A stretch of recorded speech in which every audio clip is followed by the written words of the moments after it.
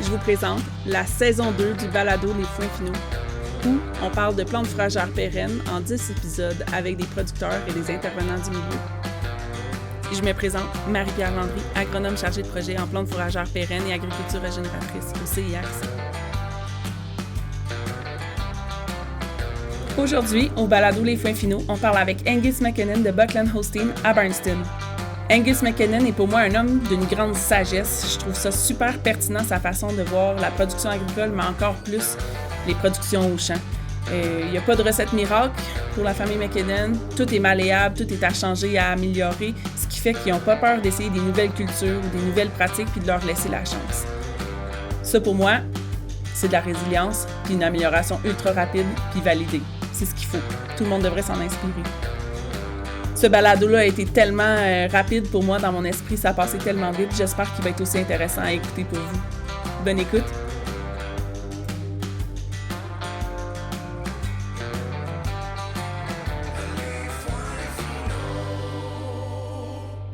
Salut Angus! Bonjour. Comment ça va? Très bien, merci. Merci d'avoir accepté de participer au balado des Foins Finaux. Au plaisir. Je suis vraiment contente que tu aies accepté. Je trouve que c'est tout le temps pertinent, intéressant de jaser avec toi. Puis j'aime ça parler de foin, fait que je sais que tu es capable de répondre à mes questions. J'aimerais ça, Angus, est-ce que tu peux présenter ton entreprise, parler de toi un peu? Oui, certainement. J'ai une entreprise laitière, Barnston West, auquel on traite 160 vaches sur 2 sites. On a 210 kilos de quota. Et je travaille avec mon frère, Peter. Et maintenant, j'ai 2 filles sur l'entreprise ainsi qu'un genre qui se sont intégrés à la ferme, en plus d'un employé de 10 ans qui est avec nous.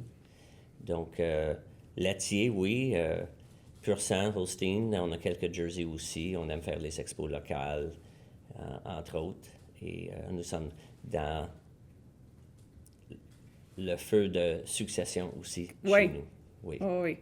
L'équipe grandit, mais il faut laisser de la place. Puis, C'est ça, il faut faire des ajustements et avec diverses personnalités. Mon frère et moi, on a toujours travaillé ensemble depuis notre jeunesse, mais il y a d'autres joueurs dans le jeu maintenant. Ben oui, puis une mentalité d'entreprise qui évolue tranquillement, puis des décisions qui se prennent à plusieurs, ça amène des défis certainement. Là. Oui, des ajustements pour les plus anciens, qui sont habitués à faire à leur manière et leur façon de communiquer. Alors maintenant, il faut inclure les autres. Ben oui. Alors à la ferme, on a 1200 acres aussi, auquel on cultive environ 800 acres. Et entre autres, on fait du maïs grain, du maïs ensilage, les fourrages, les luzernes, des graminées. Et je produis aussi la graine de semence pour Sénagri et du soya dans une rotation à la ferme. Parfait. C'est quoi ton histoire, Angus? Comment t'en es venu à devenir ce producteur-là que tu es aujourd'hui?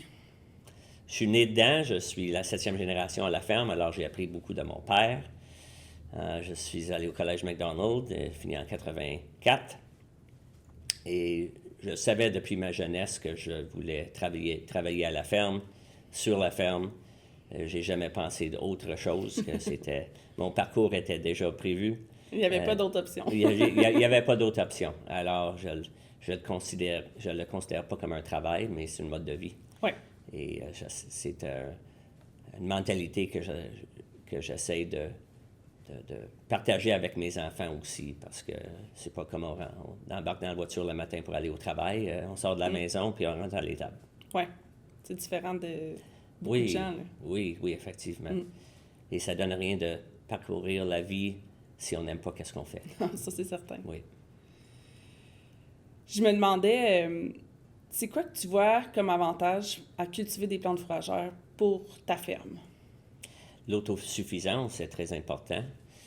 Avec les marges sur la ferme qui sont de plus en plus étroites. Si on peut devenir autosuffisante dans nos productions et ne pas relier sur les fluctuations du marché, ça nous laisse un peu plus de sous à la fin de la journée. C'est ça l'important à un moment donné. Oui, effectivement. C'est beau le mode de vie, là, mais ça serait le fun de vivre. Oui, exactement. Et nous avons le terrain qui nous permet de cultiver nos propres plantes fourragères et autres, avec un surplus dans les céréales aussi. Qui passe par là, Oui. ouais. T'as-tu un coup de cœur en termes de plantes fourragères? Dans tes mélanges, as-tu une plante qui est, selon toi, incontournable? Ça fait 6 ans maintenant, que je sème du Harv Extra, Parfait. la luzerne Roundup Ready. Oui. Ça a été introduit par un vendeur de la région. Et je le regrette pas du tout. C'est incontournable. Ça a vraiment changé notre façon de gérer les champs. J'ai pu réduire la superficie totale que j'avais en fourrage. Sinon, j'aurais un surplus important de fourrage. Ouais. Et c'est cela qui a vraiment changé ma Par façon de gérer. l'augmentation de rendement ou...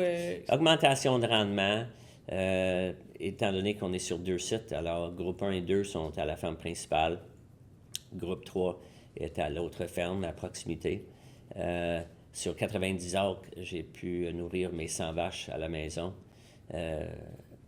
pour l'année. Wow. Donc, ça simplifie les affaires un peu. Et à l'autre ferme, on met les champs plus âgés, plus de graminées. Ouais. C'est groupe 3, c'est moins important. Ça fonctionne mieux avec les autres aussi. Vraiment, ouais. là, la qualité de fourrage que je peux sortir de cela a fait une différence importante.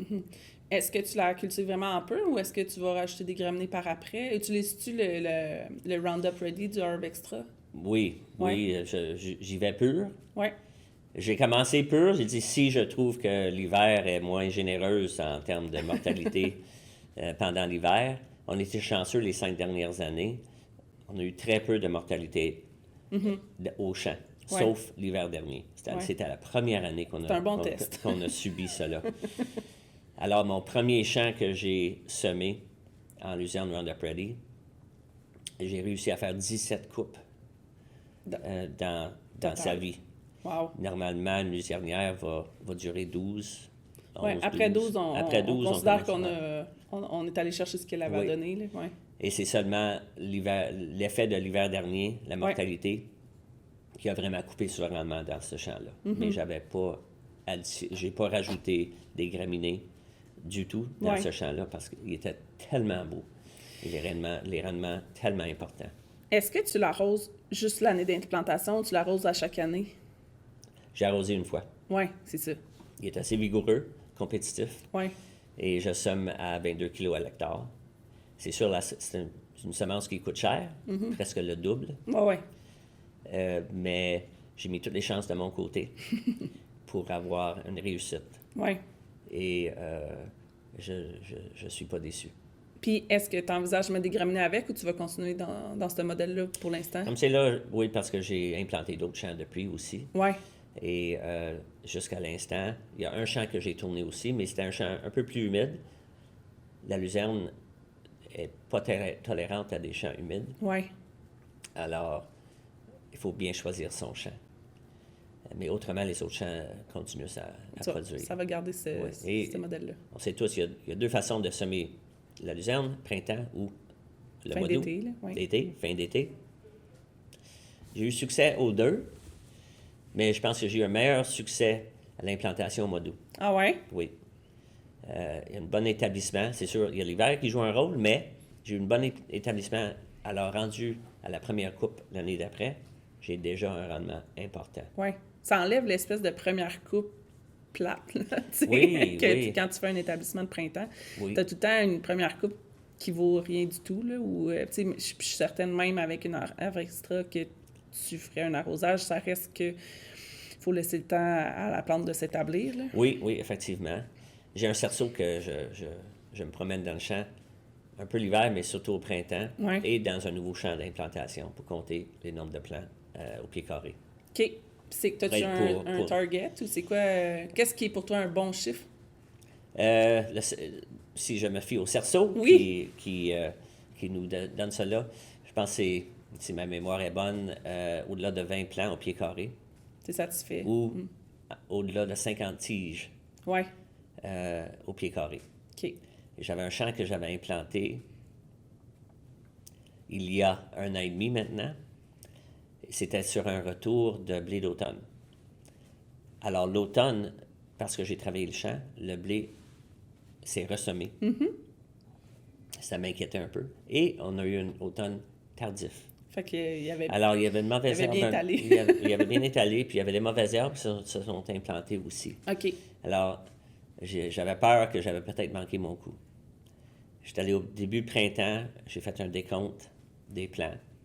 J'avais le représentant avec moi. On est retourné 2 semaines après, fait un décompte. On a établi qu'il y avait assez de plants au pied carré pour justifier ne pas ressemer ou à faire un sursemis. Ouais.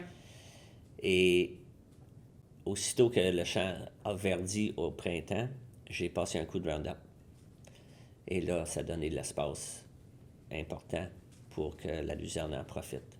Et je ne le regrette pas parce que notre première, deuxième et troisième coupe était vraiment important et beau à regarder. Puis penses-tu que si tu n'avais pas eu ce truc-là du cerceau, peut-être tu aurais intervenu? J'aurais peut-être intervenu, Oui. mais le fait que j'ai pris le temps, Ça t'a rassuré? Puis, oui, parce que j'ai fait mes autres champs aussi, auxquels le champ qui était rendu à sa 14e coupe, je savais que c'était la dernière année pour cette année. J'ai fait un décompte là, parce que je voyais les plants mortes de l'hiver, et c'était important comme baisse de population. J'ai quand même fait un décompte, et c'était quand même dans le niveau basse d'un... Que tu t'attendrais. Que tu t'attendais, oui, c'est ça. Fait que c'était comme... J'ai quand même fait 3 coupes sur le champ cette année. Pas assez bas pour que tu te dises on le revire tout de suite et on le met en maïs finalement. C'est ça. Oui, mais... Il y avait assez pour justifier ne pas le détruire immédiatement. Mais de commencer à penser à un prochain plan pour l'année d'après. C'est bon, ça. C'est quoi pour toi une bonne qualité d'ensilage? Tu sais, avec tes fourragères, tu me disais pour ton groupe 1 puis 2, admettons, quand tu regardes tes analyses, c'est quoi tes critères? Je regarde toujours le niveau de protéines. Oui. Très important, je vise 20 et plus. Alors, ça s'intègre beaucoup facilement dans la ration. Oui. On nourrit aussi à la maïs ensilage. Alors, ça se marie très bien avec. Les niveaux de lignin, étant donné que le Harvextra est bas en lignin, ça nous donne, quand elle est récoltée au bon moment. J'ai pas dit tantôt, mais j'attends qu'il fleurisse, où il y ait un bon bouton, 10% de fleurs avant de le faucher. Oui. Même si le calendrier me dit je dois faucher. Les voisins disent les voisins ont tous fauché. Je suis patient et je donne une chance aux plantes de fleurir une fois dans la saison au moins. Et j'ai déjà été jusqu'à 25 et 30% de floraison parce que le Harvextra ne baisse pas en qualité avec la floraison. Ouais. Le niveau de lignin change un peu. Mais plus douce, comme moins rapidement conventionnel. Ouais. Je pense que c'est ça son avantage. Puis ça donne aussi l'avantage de survie à l'hiver parce que si elle fleurit à chaque fois, pas mal moins de stress sur les réserves. Là, ça, c'est sûr. Là. Oui. Ouais. Donc, un des autres secrets à une bonne fourrage, c'est le temps entre la coupe et l'ensilage. Alors, les dernières années, on a fait appel à un voisin avec une grosse faucheuse. Il fauche ça dans 4 heures. Le lendemain, rendu à la fin de journée, c'est dans le silo. On dirait que la porte d'opportunité de faire un bon ensilage est moindre qu'elle était il y a quelques années. Alors, le timing est extrêmement important. Tu fauches une journée, le lendemain matin, et je fauche toujours le matin pour pas avoir trop de sucre dans mon silo pour bourrer le silo. OK. Alors, je vais faucher à 4 heures du matin. OK. Puis souvent. Tu ramasses le lendemain. Dépendant de la météo, des fois, on va être à 4 heures de l'après-midi, on va être en train d'ensiler. Tu sais, c'est plus facile de trouver une belle journée où ça sèche bien que 3 jours. 3 jours, oui. C'est pas mal plus facile. Oui, alors, la vitesse que tu peux le mettre dans le silo est très importante. Et quand on est en train d'ensiler, j'appelle pour mon engrais, pour que je puisse mettre mon engrais immédiatement après, parce que la repousse est déjà là. Oui. Si tu attends 2, 3, même 4 jours, tu mets ton engrais, tu vois les traces Oui. pendant toute la saison. Donc, j'essaie d'y aller le plus tôt après la coupe et l'ensilage pour m'assurer de ne pas endommager mes plantes. Ouais. Je ne laisse pas les forfaiteurs à fumier embarquer dans mes luzernières. OK. Juste la dernière saison que je vais tourner le champ. Je tu te le permets, là? Je le permets de le mettre. Puis, fait que c'est juste à l'engrais minéral. Oui. Puis, Et je nourris bien. Oui. Je ménage pas sur l'engrais dans mes luzernières. Premièrement, ils en ont besoin. Oui. Et deuxièmement, il y a la santé de mon sol qui est important à maintenir si je prends mes 3 coupes. Il y a une année, j'ai pris 4 coupes. J'ai retourné aux 3 coupes. Oui. Je trouvais 4 coupes, ça mettait un peu trop de stress. J'ai perdu un peu sur rendement par coupe. Peut-être que j'ai gagné un peu à l'année. Mais je trouvais que 3 coupes rentreraient mieux dans notre philosophie. Puis c'est sûr que faire 3 coupes, tu as le temps de le faire, c'est certain. Oui. Faire 4 coupes dans ton coin, il y a des années que ça se fait super bien, puis il y a des années que c'est impossible. Oui, effectivement. Puis on le sait pas au printemps, Oui. c'est impossible. C'est bon. Je me demandais, c'est quoi tes meilleurs outils pour réussir ton foin? Je pense que tu en as quand même parlé un petit peu, mais les degrés jour, tu regardes ça? Est-ce que... Oui, je vérifie les degrés jour, parce que souvent à la fin de mai, je suis les pissenlits aussi. Ils vont te dire exactement combien il y a de degrés jour. Ouais. Alors, quand la floraison est passée, ils sont rendus en semence. Je suis pas loin du champ. J'ai vu une présentation il y a 2 semaines, justement. C'était un scientifique chez Alltech. Puis il disait que si tu suis les pissenlits, puis le moment où le pissenlit devient blanc, mais encore mou, pas le pompon ferme, là, bien que là, si tu arrives avec tes degrés chauds puis tu veux faire du 4 coupes, c'est exactement le moment où il faut que la faucheuse soit partie. Fait que si tu veux te préparer 2 jours avant, t'es mieux de regarder les pissenlits sur le bord de la grange parce qu'eux sont prêts un petit peu avant. Je trouvais que c'était quand même une bonne analogie de se tenir prêt au moins puis de prendre une décision parce que la première coupe reste quand même très intéressante, c'est important. Ça celle-là de ne pas la manquer. Oui, exact. Coupe, sec l'été. Oui. On était joué un truc un peu cet été, en 2024. Normalement, c'est 35 à 37 jours entre coupes. À 30 jours, il était en 10% fleurs. Ouais. J'ai trouvé ça très vite. Fait que j'ai appelé le vendeur de semences. J'ai dit, il fleurit vite. Puis il a dit, il a fait extrêmement beau et chaud et on a eu beaucoup d'eau au mois de juillet. C'est entre la 2e et 3e. Il appelle ça l'effet Wisconsin. Parce qu'au Wisconsin, il coupe à 28-30 jours. Et c'est en fleurs. Ouais. Donc, on a eu plus une saison plus propice à... Oui. Puis pas des immenses chaleurs, des chaleurs juste, qui ne dépassent pas les 30 degrés. Fait que la luzerne, elle n'est jamais en arrêt de croissance. Que là, on a et ça s'est vu quand ça a venu le temps pour faire notre ensilage de maïs. Ouais. Le maïs était fini. On n'avait pas de gelée. Et il y avait il a séché naturellement. Alors, la qualité de maïs ensilage était fantastique. Ouais. Encore bien vert, encore mais bien sec. vert. Ouais. Et on n'était pas pressé parce qu'il a fait beau. Oui. On n'était pas parti à course pour faire tout le monde en même temps non plus. Alors, c'était quand même bien. Non, on a eu une belle saison là-dessus. Oui. Moi, je dis toujours, habituellement, quand je rencontrais les producteurs l'hiver, je disais toujours, pour cet été, je te souhaite 5 jours de beau temps, 2 jours de pluie tout l'été. Oui. Puis cette année, j'étais comme, c'est la première fois que ça arrive. Il y avait, les gars de foin de commerce sont tout le temps, mais il y avait quand même des risques de pluie un peu à tous les jours. Fait que c'était pas si facile que ça de faire du foin, mais on a quand même eu, 2 jours de pluie à tous les 5 jours à peu près. Puis, ça donne des beaux champs avec beaucoup de rendement. Oui. Tantôt, j'ai parlé d'engrais chimiques. Je m'assure de mettre une bonne dose de potasse aussi après la 3e coupe pour m'assurer de donner toutes les chances de mon côté. Pour qu'il se fasse des réserves. Pour qu'il se fasse des réserves pour l'hiver.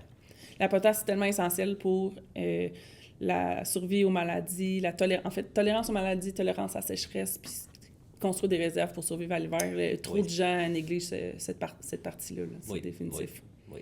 Bar dans l'engrais? Oui. Aussi? Oui, Ouais. oui, bar aussi. Ça répond tellement bien avec la luzerne. Là, ouais. Oui, oui. Parfait. Calcules-tu tes rendements, Angus? Non, pas scientifiquement du tout. OK. Je compte mes boîtes d'ensilage quand je décharge au silo. Ouais. J'essaie de diviser ça en champs. Je sais quand on change de champ. Ouais.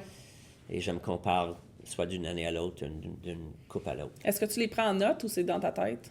Des fois, je les mets sur mon téléphone. Ouais. Des fois juste dans ma tête. Mm-hmm. J'ai une bonne indication quand je fauche. Ouais. La grandeur de la fauche du tas. Ouais. Si la récolte est bonne ou non. Mm-hmm. Et j'ai déjà parlé avec mon représentant, si on ramène ça sur une base de matière sèche, comment c'est, mais j'ai pas de matière sèche quand je fais l'ensilage. En plus, après chaque coupe, on ferme notre silo. On ferme le silo pour 3 à 4 semaines. On met un poly par-dessus et on traite les derniers voyages avec l'acide pour avoir une bonne conservation, pour éviter les fluctuations dans le rumen de la vache. La consistance était très importante. Ouais. On fait 3 traites par jour chez nous. Alors, pour maintenir le rumen en santé, toujours de l'ensilage de fermenté. Ouais. Même chose avec notre ensilage de maïs. À la récolte, on remplit notre silo presque au plein. Je laisse la place pour une centaine de tonnes. Et j'ai un hack bag de la récolte de l'an dernier que je mets par-dessus. OK. Alors, les vaches ne savent même pas qu'on a changé d'ensilage. Ça ne rend même pas compte. Ils ne s'en rendent pas compte. Et c'est de l'ensilage, ça fait 1 an que c'est fermenté. Ça fait 5 ans au moins qu'on fait ça, 5-6 ans. Parce qu'avant ça, on trouvait qu'il y avait un problème au niveau de la reproduction dans les vaches. À Noël, ça ne collait pas. Et si on reculait sur le calendrier, ça tombait toujours la semaine qu'on a fait le maïs ensilage. Ça, les vaches en protocole, ou les vaches saillies, ça ne collait pas. Alors, c'est là qu'on a pris la décision. On a pris l'idée un peu des États-Unis en bunker, ils gardent 12 mois en avance. Alors, j'ai dit, on pourrait faire ça avec des hide bags et taper notre silo avec. Et on ne le regrette pas du tout. C'est une bonne stratégie. Oui, j'ai d'autres voisins qui l'ont fait. Même j'entrepose pour un voisin, une petite quantité. Fait qu'à chaque année, tu remplis ton silo, tu retopes avec le hack bag l'année d'après, puis le reste dans l'ensilage, tu te refais un autre hack bag. Oui, j'en fais plusieurs hack bags parce qu'on a passé d'entreposage de notre silo. Et oui, alors c'est d'habitude décembre, avant Noël, on tombe sur la récolte de l'année. OK. Elle est fermentée, ça y a laissé le temps stable. de fermenter. Ouais. Oui. Fait que, vu que tu le calcules en nombre de voyages ou en nombre de boîtes, c'est quoi un rendement qui est satisfaisant, tu penses? Si je regarde mon silo, si j'ai 80 acres, je vais remplir mon silo. Et supposément, il contient 500 tonnes. Alors, 500 dans 80, on fait le mathématique. Puis là, l'an dernier, cette année, j'avais une petite manque d'ensilage parce que mon grand champ que j'ai tourné à la fin de l'année, à cause de l'hiver, j'avais une baisse de rendement importante. Alors, j'avais 3 portes de moins. Parfait. Et, Catherine est à côté de moi, elle l'a calculé. 6,25 est à combien de matière sèche? Bonne question de mémoire. On varie à l'entour de 40. OK, parfait. Ça sent bien. Parfait. Fait que ça fait 2,5 à l'acre. Fais fois 2,45, s'il te plaît. Parfait. 6,2, admettons. Là. 6,2 tonnes à l'hectare. Puis ça, c'est ton 80 acres, c'est dans l'année? Ça, c'est par coupe. Ça, c'est ta coupe, hein? Oui. C'est ça, je me disais. Angus, ça, c'est la moyenne dans l'année pour la financière. Ah oui? OK. Oui. Fait que oui, c'est un bon rendement. Oui, c'est pas gênant. OK. Non, très bien. Là, tu sais, probablement que à chaque coupe, ça arrive, tu sais, probablement que ta deuxième puis ta troisième sont peut-être un petit peu moins. Un petit peu moins, là. Mais fait qu'on peut s'attendre à avoir comme un facilement 12 tonnes à l'hectare. Oui, oui. Facilement, là. Ce qui est excellent. Oui, bien, je ne regrette pas la décision qu'on a prise parce que le silo se remplit vite. Puis, tu sais, 80 heures pour soigner 100 vaches. Oui. C'est quelque chose aussi. Oui, oui. Déjà, ça, c'est un bon indice que il sort du stock. Oui, alors j'ai pu baisser ma superficie en fourrage. Et je sème autre chose, les céréales ou autre. Oui. T'as donné aussi... Pour bonifier un peu tu sais, je trouve, quand tu as de la place pour en semer un petit peu plus de foin, si jamais tu as une année que ça va pas bien, puis de rebâtir, ça donne beaucoup de liberté. L'attitude, oui. Oui, beaucoup de latitude. Décisionnelle. Parce qu'au final, si tu es à côté puis tu fais déjà de ton mieux puis tu manques de foin, c'est stressant. Là. Oui, Ouais. oui. Ouais. Ça, on peut toujours jouer avec la quantité d'ensilage de maïs d'année pour... Là, j'ai monté mon ensilage de maïs un peu cette année parce que j'en ai manqué un peu de fourrage. Les vaches ont très bien réagi quand même. Ouais. Et ça prend un peu plus de protéines, de suppléments dans ce cas-là. Ouais. Alors, je ne maximise pas mon Harv Extra.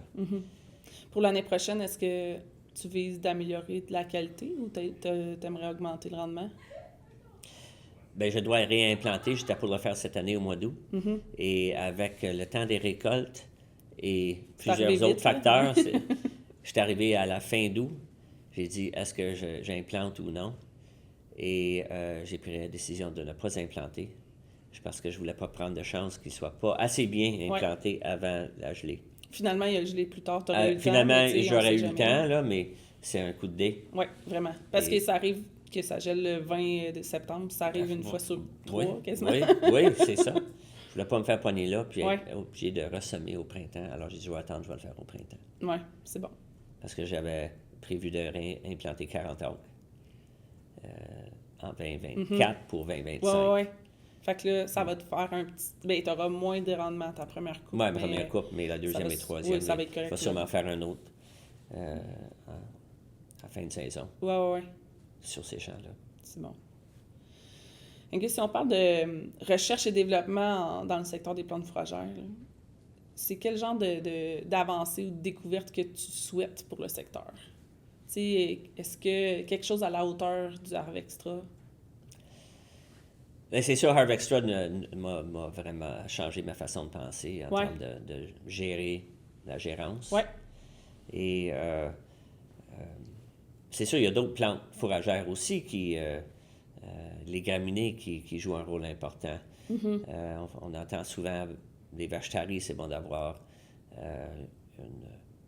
un fourrage bas en potasse. Oui. Bien, chez nous, ça ne s'applique pas parce que nos vaches taries sont sur la paille. Et Goldilocks Diet, paille et maïs en silage. Ouais. Mais il y a d'autres fermes qui ne le sont pas. Alors, je crois que la recherche et développement est là maintenant pour être capable de choisir ces plantes fourragères pour accommoder leur façon de gérer leur troupeau. Pouvoir les fertiliser comme il faut, parce que c'est ça la problématique, c'est qu'ils disent « c'est facile de faire du foin à vache tarie, t'as juste à pas mettre dans le grès », mais à un moment donné, ce champ-là, il revient dans la rotation, puis il va avoir du fumier à un moment donné. Oui, idéalement. Oui, idéalement, oui. Et, mais certainement, le Roundup Ready a changé la façon de faire. Oui. Moi, j'ai déjà entendu, il y a 40% des vaches aux États-Unis qui sont nourries avec cela. Oui. Ça n'a pas vraiment décollé ici, au Canada, un peu moins, et je ne sais pas pourquoi. Je suis quand même surpris de ce chiffre-là, dans le sens où la plupart, comme du nord des États-Unis, tout le Milk Belt, là, ils sont beaucoup à l'ensilage de graminées. Là. Beaucoup, plus beaucoup de luzerne dans les mélanges. Là. Il focus vraiment beaucoup sur les graminées. Fait que j'aurais pensé qu'il y avait plus... J'ai pas pensé que ça serait autant que ça. Fait que d'après moi, c'est pas compliqué que toute la luzerne qui est soignée doit être Roundup ou quelque chose comme ça. Oui, presque. Ouais. Oui, dans l'Ouest aussi. Puis, nous, ici, on a trop de graminées dans nos mélanges encore. Des producteurs qui font de la luzerne à 80%, il n'y en a pas tant que ça. La plupart vont semer de la luzerne à 60% ou 70%. Fait que là, de passer de 60 à 100%, c'est une grosse coche. Oui, exactement. Et j'ai pris une chance la première fois que je l'ai fait. ça donne Dame Nature était de mon côté. Et pour l'hiver C'était une aussi, bonne année, parce là, ouais, c'est ça. qu'on est challengé sur nos hivers avec les luzernes dans le nord ici, le nord américain. Ouais. Veux pas.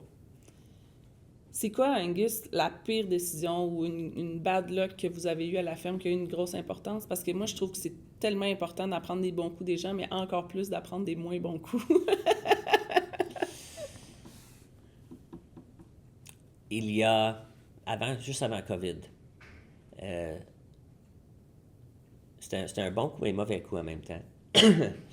On a tous perdu nos légendes cette année-là. Tout le monde en région. Oui. Il va être très, très difficile. Même les pissenlits ne poussaient pas. Alors, tout le monde courait. Ouais. Tout le monde courait. Qu'est-ce qu'on va semer? On n'a pas de fourrage. Alors, j'ai opté pour le Soudan. Oui. Comme plan ressources. Oui. Foin d'urgence. Foin d'urgence. Oui. Il n'y a pas beaucoup de lait dedans, mais il y a du volume. Parce qu'il fallait remplir le silo avec quelque chose. Oui.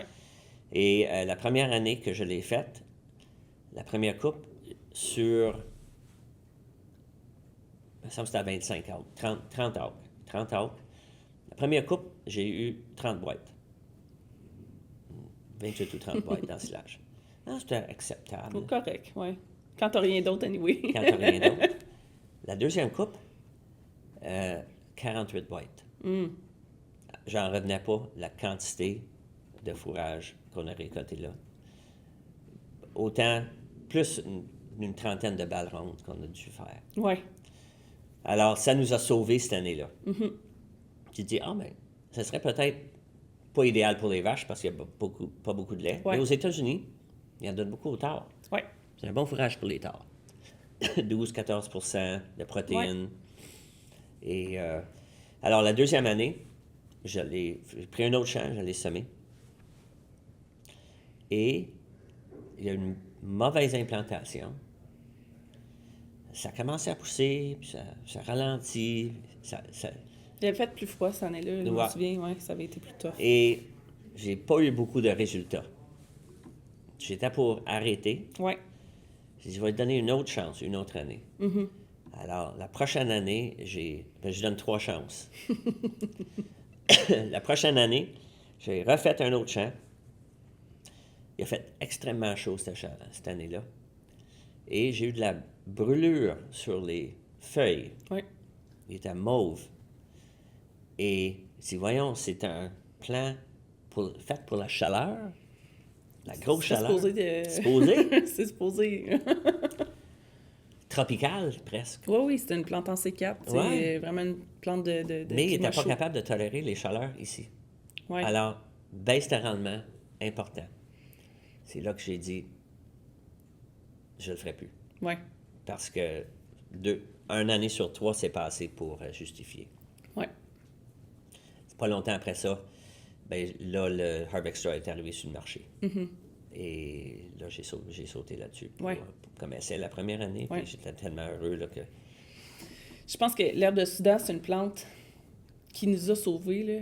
Je pense que c'était 2018. Oui, c'est ça. Ils n'en trouvaient pas au Québec. Il n'y avait plus rien là, à un moment donné. Il rentrait des palettes des États-Unis, puis tout le monde courait pour ça. Que, dans ça, j'étais représentante, puis j'avais fait des visites en Estrie pour les autres représentants. Puis là, on voyait un champ de... Ben, je pense que c'était de l'herbe de Soudan aussi. Là. Puis là, OK, résultat correct, mettons. Là. C'était un champ très humide. Puis là, les autres représentants, mais pourquoi tu n'as pas fait de l'avoine poivre? J'ai comme, mais parce que je n'avais pas. Il n'y avait plus rien d'autre. À un moment donné, on semait ce qu'on pouvait trouver. Là. C'était une année particulière. Mais ça avait beaucoup lancé l'herbe de Soudan. Puis l'année d'après, tout le monde a refait exactement la même chose parce que ça avait vraiment bien été. Mais c'est là qu'on a nui, je pense, au Soudan parce qu'on ne l'a pas mis dans des conditions qui fonctionnaient bien pour lui. Puis ça reste que c'est des conditions quand même assez particulières. Puis je pense que c'est une plante qui peut fitter super bien dans des modes de production particuliers. Il faut vraiment attendre. Il faut que tu sois prêt à attendre au mois de juin pour le semer. Puis il faut attendre 8-9 juin. Oui. Puis t'es là, t'attends, c'est fatigant. On a fini de semer. Puis il fait beau, puis les journées sont longues. Ils disent, faut pas semer avant L'Expo de Barnstown. Ah oui! C'est ça qu'ils disent. Ce qui est un bon... c'est quand même un bon indice. Oui. Tu peux aller à l'expo, c'est correct. Oui, c'est bon, ça. Fait que, c'est quoi les défis en lien avec votre production ou votre ferme en général dans l'agriculture? C'est quoi qui vous ralentit dans l'évolution de votre entreprise dans la vie, là? C'est une bonne question. Si on enlève le côté humain, Oui. Les défis qu'on a maintenant, c'est avec la météo changeante. Notre saison a changé un peu. On dirait que le calendrier a changé. Oui. Clairement, l'automne peut être vraiment plus belle que... Les dernières années, Ouais. au moins. Et les chaleurs l'été, accablantes, Oui. qui reviennent de plus en plus souvent. Alors, ça, c'est des défis pour les fermes laitières aussi, parce qu'il faut garder les animaux confortables, ventilation et tout. On se compare souvent au sud des États où la chaleur est omniprésente, mais les animaux ne sont pas à l'intérieur. Ils ont souvent juste un toit, là. Juste un toit, et alors c'est géré différemment. On essaie d'importer quelques idées, principes de là-bas, et les intégrer ici, justement, pour être capable de tolérer cela. Et, mais au niveau des plantes fourragères, les rotations, il y a de plus en plus d'agriculture intense qui se fait en région. On était une région très pastorale avant. Les vaches à l'extérieur, pâturage. Mais les plantes fourragères disponibles maintenant nous permettent de cultiver de plus en plus. Un vendeur de semences m'avait souligné il y a 20 ans qu'il y aura un changement important en région parce que ces ventes de semences ont changé entre plantes fourragères et céréales, maïs. Le pourcentage changeait et depuis ce temps-là, ça a changé énormément. Oui. Il y a de plus en plus qui soit abandonnent pour X raisons la production laitière ou bouvillon, mais gardent le terrain pour le cultiver. Moi, je trouve qu'on est dans une région où, au niveau du maïs, on a de la misère à compétitionner avec les régions plus chaudes. Le maïs coûte extrêmement cher à produire. Alors, je produis juste du maïs pour moi. Je sème toujours un léger surplus pour combler une banque si c'est une mauvaise année. Une mauvaise année, là. Mais je ne me lance pas à faire 700-800 acres de maïs juste pour le plaisir d'assurer dans le tracteur et semer. Je vais aller côté céréales. Nous sommes une région beaucoup plus propice à avoir des céréales de qualité avec des rendements acceptables. Et ça s'intègre bien dans la rotation aussi. Dans tes travaux au champ aussi, dans là, les ça se travaux passe bien. Oui, c'est ça. C'est ça. Alors, qu'autrefois, on voyait beaucoup d'herbes dans le champ. On voit les champs de plus en plus cultivés. Alors, ça met une pression sur la qualité du sol. Et je crois que, en général, les producteurs n'en prennent pas soin de leur terrain. Ils sont en train de réduire les minéraux et le potentiel, la fertilité du sol en général.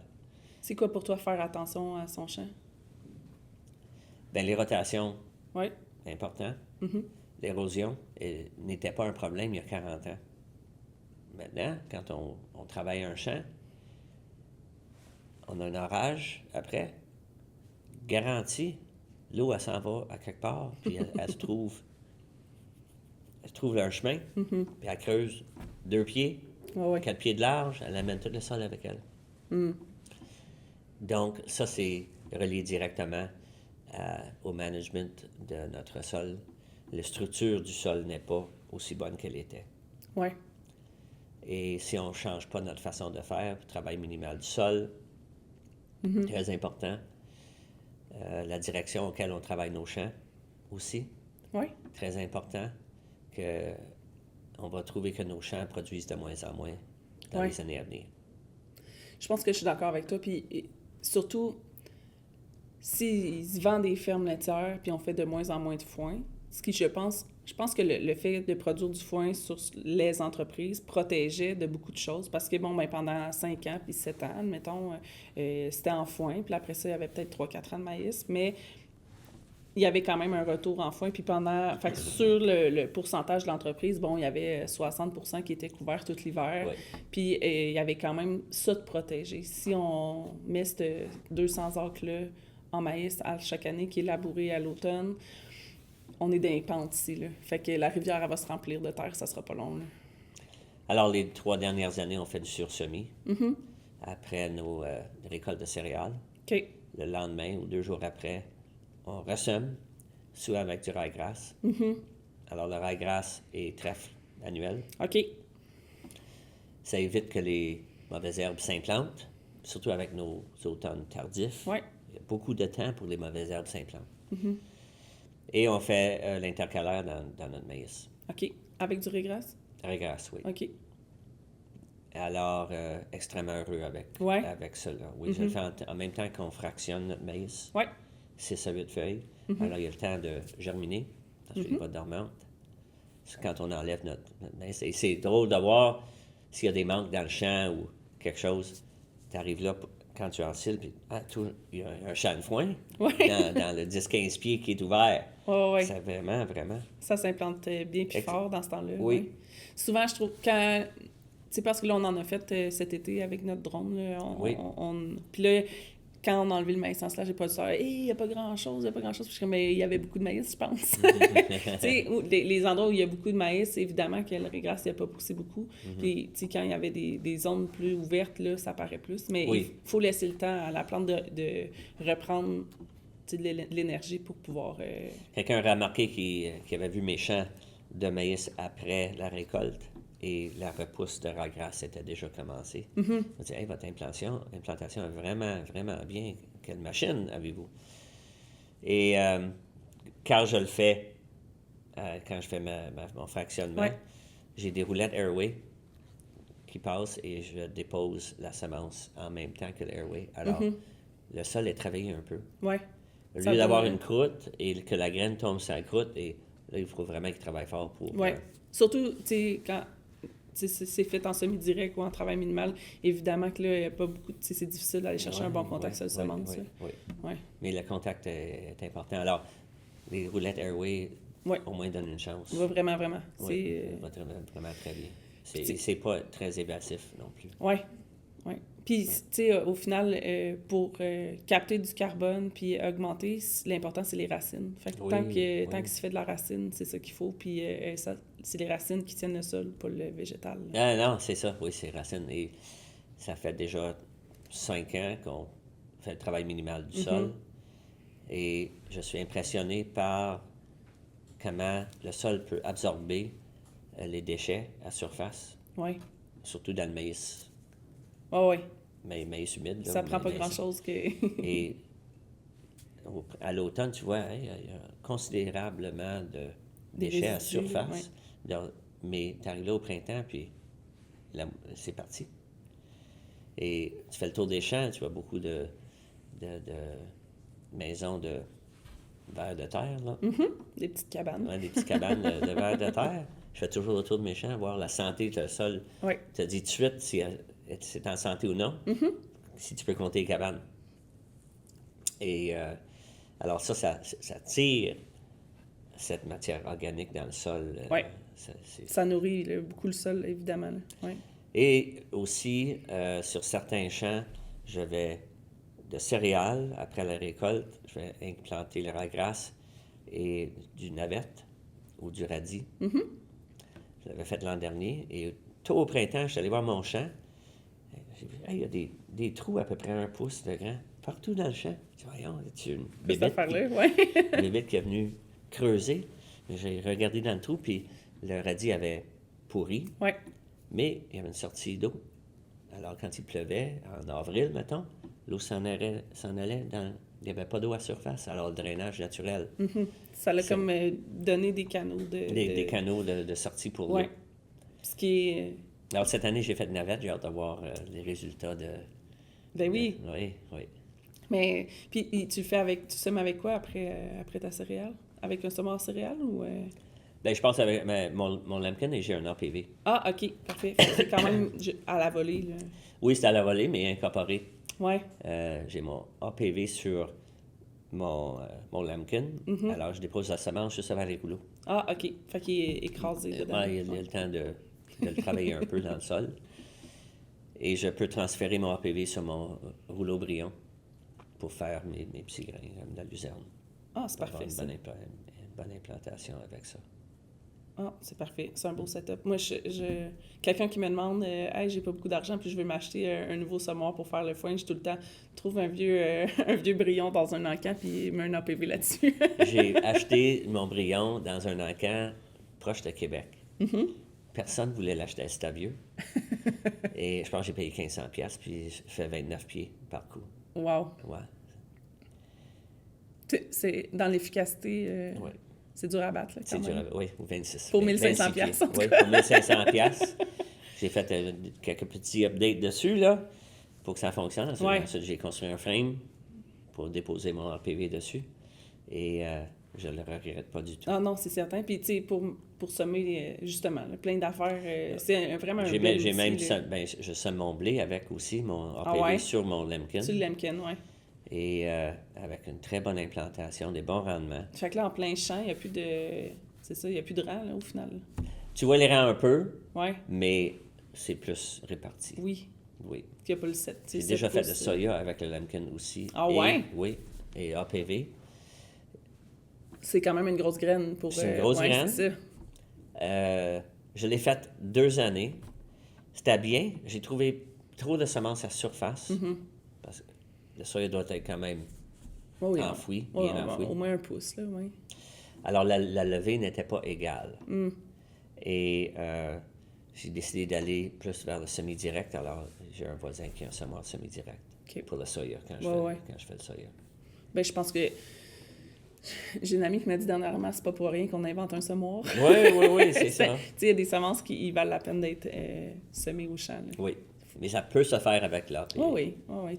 C'est vraiment une belle machine versatile. C'est oui, APV très versatile. C'est sûr, le Lemken, c'est une machine assez agressive. Peut être assez agressif. Oui. Alors, je contrôle la profondeur quand je sème. Oui. Je contrôle avec les roues en arrière, je contrôle la profondeur pour m'assurer d'avoir quand même une bonne implantation, mais pas trop creux. Pas trop, oui, exact. Pas travailler trop cru. Oui. Qu'est-ce qui aurait pu vous aider à démarrer plus vite du bon pied d'un plan de fourragère puis à progresser plus rapidement dans l'histoire là, de la ferme? C'est une bonne question parce qu'on a... j'ai toujours essayé de maximiser mes rendements. Qu'est-ce qui a apporté le plus gros changement? C'est la technologie dans les plantes de maïs. OK. Je me rappelle, ils ont dit il y a 20 ans que nous allons doubler les rendements de maïs d'ici 25 ans, 30 ans. On n'est pas loin de ça maintenant, en région. On n'est pas une région de maïs tel quel, non, mais du maïs en silage. Du maïs en silage, là, à 18-20 tonnes l'âtre, ça se voit. Oui. Puis plus que ça même. Là. Oui, il y en a plus, oui. Oui, c'est ça. Tu sais, on est dans une région de 2300-2400 unités thermiques. On n'est pas à 3000. Non. Je connais des producteurs dans l'ouest de l'Ontario, ils font leur première coupe de foin, ils vont semer du maïs après, 3000 unités thermiques, puis ils font de l'ensilage de maïs à temps. Incroyable. Les autres, ils pognent le 25-30 tonnes. Ça, c'est beaucoup de matière sèche dans une année. Oui. Ça fait du stock. Ça te remplit un silo. Donc, je pense que j'ai progressé avec la technologie. J'ai incorporé la technologie disponible dans le temps. Et maintenant, j'en ai profité des changements. Oui, j'ai fait des choses différemment un peu des fois, mais avec des bons coups, des mauvais coups. J'aime beaucoup ton 3 chances. Là. Je trouve que c'est Oui. une belle façon de voir les choses, de dire c'était peut-être pas une bonne année, on le réessaye quand même. Parce qu'il y en a, c'est un ou l'autre. Soit il y en a qui s'obstinent à continuer trop longtemps, ou il y en a que ça n'a pas marché une année, c'est sûr, c'est fini, puis ça ne marchera pas pour personne d'autre. Là. Oui. Je pense que c'est important de... J'apprécie aussi le fait que je peux valider ou non les affaires avec les vendeurs qui voient tout. Ton équipe qui est autour aussi. Il faut bien s'entourer de gens compétents et les écouter. En qui tu as confiance. Oui. Je connais pas tout. J'apprends tous les jours. Il faut. Oui. Et donc, avec mon historique et l'expérience que j'amène, et je mélange ça avec les recommandations des vendeurs. Ben oui. Des fois, il faut diviser en deux. Des fois, les vendeurs arrivent avec un produit miracle, mais les miracles, ça se fait plus, là. Oui, c'est plus dur d'y croire ces temps-ci, là. Oui. Alors, ça prend beaucoup de foi. Il faut être capable de lire entre les lignes. Faire la part des choses, puis utiliser l'esprit critique, évidemment, là, mais Ça a fait le tour de mes questions, Angus. Très bien, c'était un plaisir. T'avais-tu quelque chose d'autre à rajouter? As-tu quelque chose qu'on n'a pas parlé que tu aurais voulu dire? Non, on a fait le tour pas mal. Oui. Merci beaucoup de ton temps. Merci de t'être déplacé ici pour venir nous rencontrer. Puis c'était super le fun de jaser avec toi pendant ce temps-là. Bien, merci. Le plaisir était à moi. Bye, là. Bye. Vous venez d'écouter un épisode de la saison 2 des Foins Finaux, un projet qui a été financé par le ministère de l'Agriculture, des Pêcheries et de l'Alimentation dans le cadre du programme Prime Vert. Merci d'avoir été à l'écoute.